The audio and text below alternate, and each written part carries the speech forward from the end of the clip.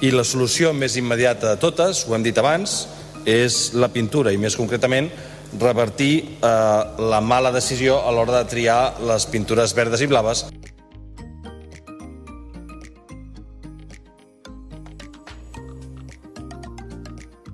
Que l'Ajuntament reservi espais a persones amb mobilitat reduïda a les rues, a les cercaviles, a les cavalcades, que ens ha d'ajudar a avançar cap a una ciutat més amable, més inclusiva, en definitiva també més accessible.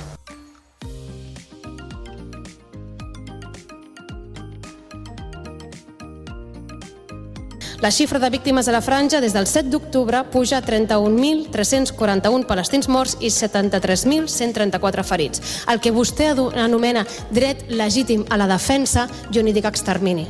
Senyor Sendra.